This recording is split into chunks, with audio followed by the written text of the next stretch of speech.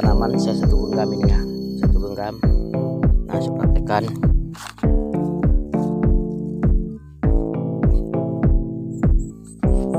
Nah ini ya, satu genggam. Ayo kita praktekkan lagi di tanaman saya selanjutnya. Nih, usahakan rumput dan daun-daun ya. Daun-daun ini biar kita kecil kita angkat ya, taburkan lagi ya.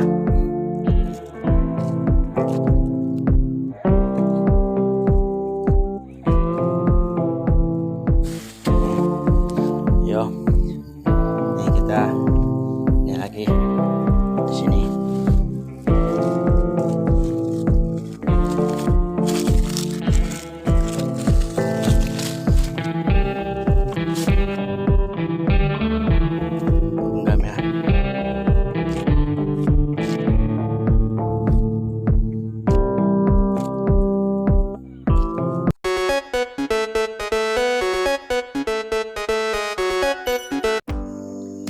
Assalamualaikum warahmatullahi wabarakatuh. Jumpa lagi kawan, sedulur semua, sahabat tani di channel California Pesawaran ya. Sebelum memulai pembahasan, mohon sekiranya yang baru bergabung agar bisa mensubscribe channel ini ya, dan jangan lupa aktifkan loncengnya agar tidak ketinggalan informasi video selanjutnya. Dan jika sekiranya video ini bermanfaat, silahkan kawan-kawan sekalian untuk membagikan video ini pada kerabat, sahabat maupun grup-grup media sosial. Oke, lanjut. Nah, pada kali ini saya akan berbagi pengalaman ataupun ilmu ya dari saya mengenai manfaat kapur dolomit pada tanaman pepaya California.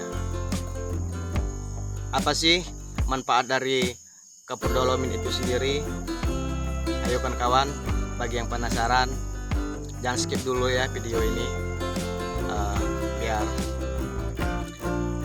tidak ketinggalan apa sih manfaat dari dolomit itu. Yuk.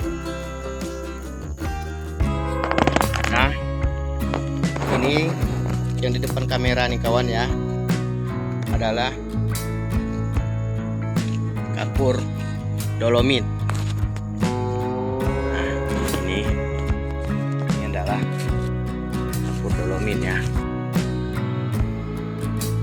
Dalamnya agak lembab ya. Ini adalah wadah ataupun karung, biasa kami kenal karung. Ini sudah saya limpahkan di dalam ember besar. Nanti akan saya masukkan ke dalam ember ini ya. Nah, bagi kawan-kawan yang tidak tahu, disinilah saya akan berbagi pengalaman ilmu dari apa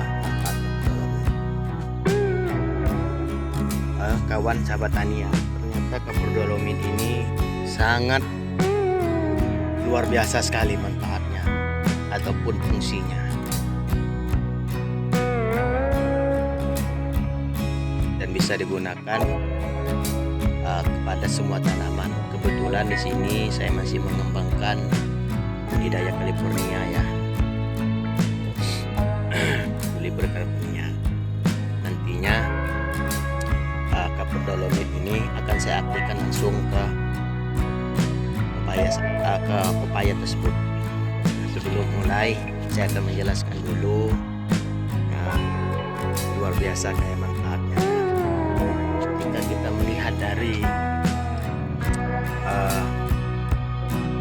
kandungan di dalam dolomit itu ini.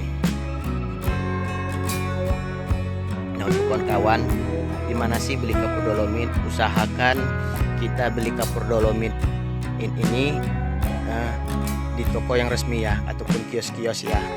Jangan sampai kita membeli ataupun kita mendapatkannya tidak jelas. Kenapa demikian? Kita tidak tahu ya.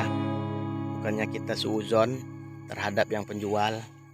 Namun disinilah kita perlu membeli kios yang resmi di toko-toko pertanian. Kebetulan saya membeli di toko pertanian. Ini ukuran ataupun beratnya adalah 50 kilo. Jika kita membeli toko pertanian 60.000 ya saya membelinya ya. Ini yang ukuran 25, yang 50 kilo, dan ada juga yang 25 kilo. Kebetulan saya membeli yang agak besar.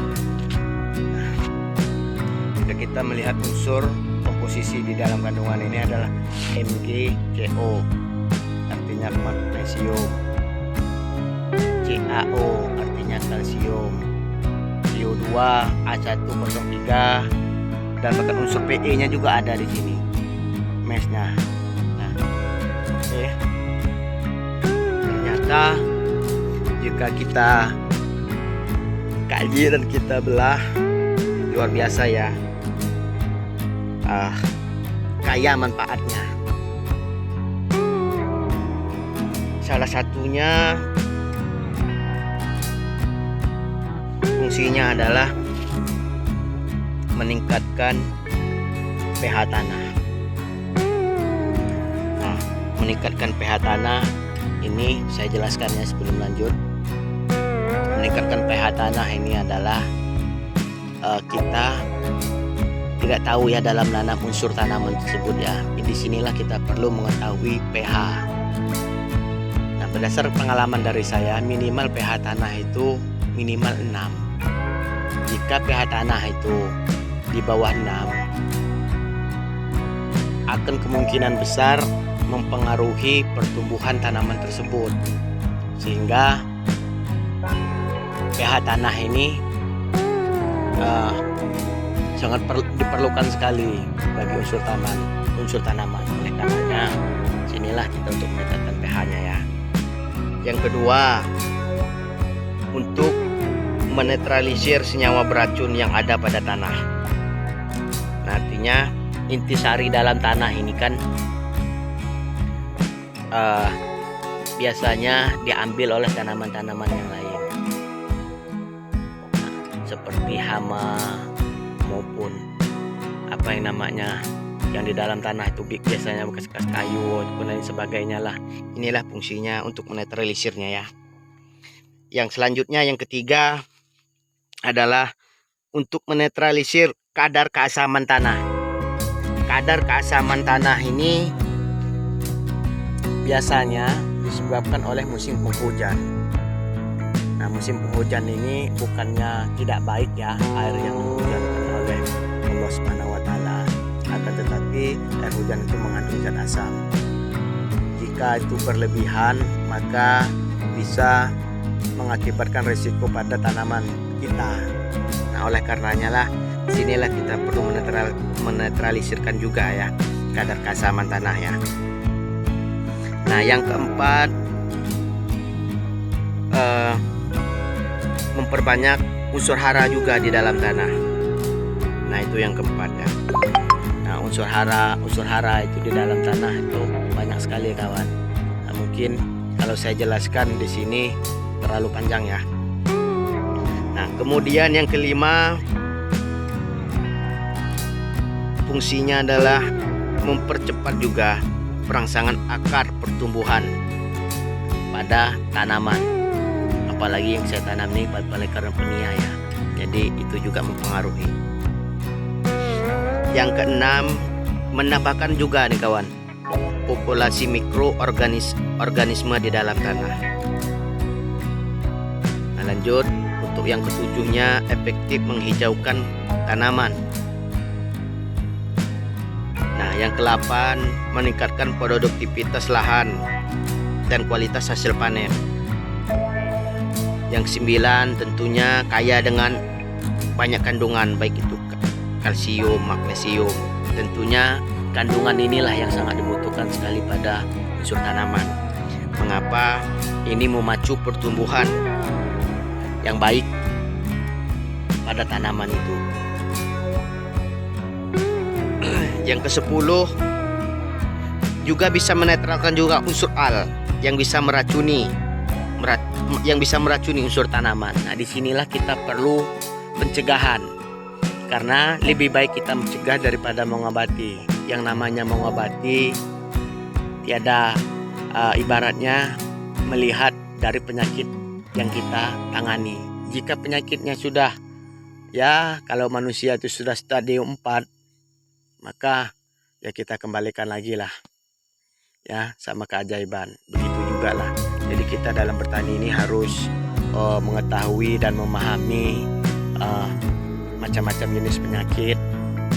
Nah, adapun ya tingkat penyakit itu ya, artinya perlulah kita di sini dalam bertani ini ilmu, karena tanpa ilmu kita tidak bisa apa-apa. Nah, setelah ilmu ada kemauan untuk usaha kita ya, usaha kita, semangat kita ya, agar selalu berkobar. Nah, yang terakhir menangkal hama ya dan penyakit. Nah, hampir samalah. Artinya yang sepengetahuan saya ini ada 11 kawan. Terlepas dari itu ya mungkin banyak lain hal yang sebagainya lah. Nah, di sini saya menjelaskan apa saya yang ketahui, apa yang saya ini ya, disinilah saya berbagi ya. Makanya kawan-kawan yang menyimak ya, ini menurut saya sangat bermanfaat sekali. Nah, nanti yang saya bagikan, mudah-mudahan yang mendengarkan, yang menonton sangat alhamdulillah lah ya, jadi bisa yang tahu. Andai pun yang sudah tahu, di sini bukanlah saya menggurui ataupun apa, lagi-lagi saya hanya berbagi ilmu yang bermanfaat.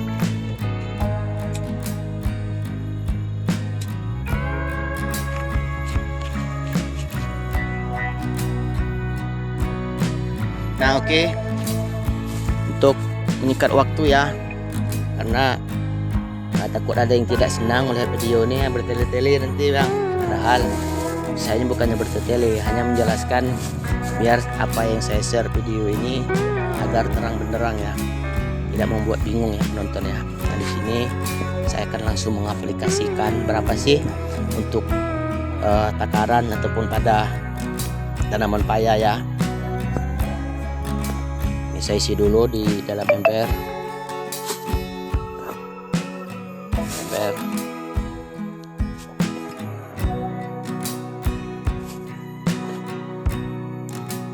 Nah, ini kawan ya, pohon pepaya milik saya yang kurang lebih berumuran 40, lebih kurang 40-an hari lah bulannya, 1 bulan lebih ya. Nah, di sini saya akan sekaligus mempraktekkan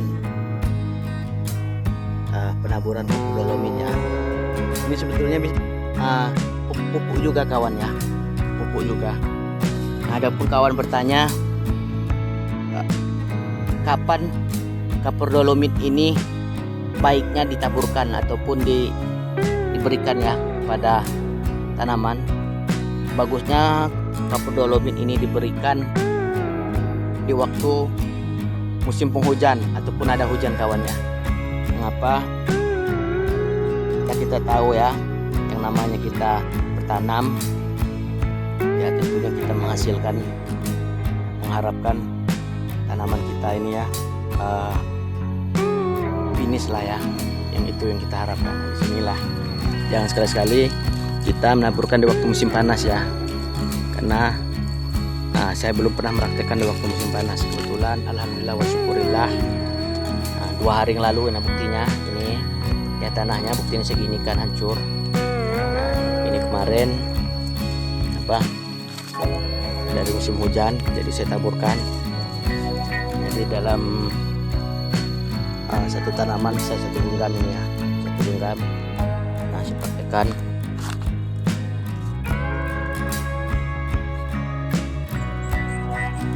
Nah, ini ya, 1 genggam. Ayo kita praktekkan lagi di tanaman saya selanjutnya. Usahakan rumput dan daun-daun ya, daun-daun ini biar ikan yang kecil dicangkat ya.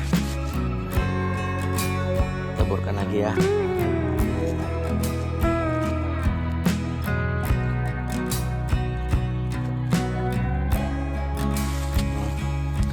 Yo, ini kita ini lagi di sini.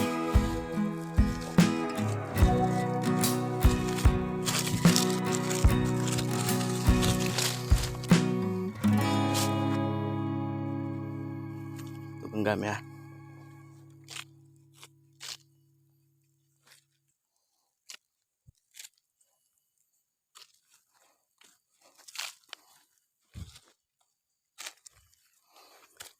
Nah, ini sementara kawan ya. Saya membagi ilmu ataupun pengaplikasian kepodolomin pada tanaman pepaya ya. Nah, yang telah menyaksikan ataupun setia menonton ini, saya ucapkan terima kasih ya. Yang baru menonton, yang belum subscribe, mohon sekiranya ya untuk subscribe, like, share, dan komen, sekaligus aktifkan loncengnya agar tidak ketinggalan video selanjutnya ya. Mudah-mudahan channel ini selalu didukung tentunya ya, biar lebih semangat lagi miminnya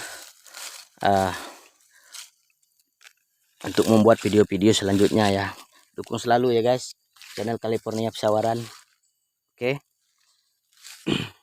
Semoga kita semua diluaskan oleh Allah Subhanahu wa taala ya rezekinya ya, masing-masing dari kita semua ya. Amin. Allahumma amin ya rabbal alamin. Saya tutup, saya akhiri. Wassalamualaikum warahmatullahi wabarakatuh.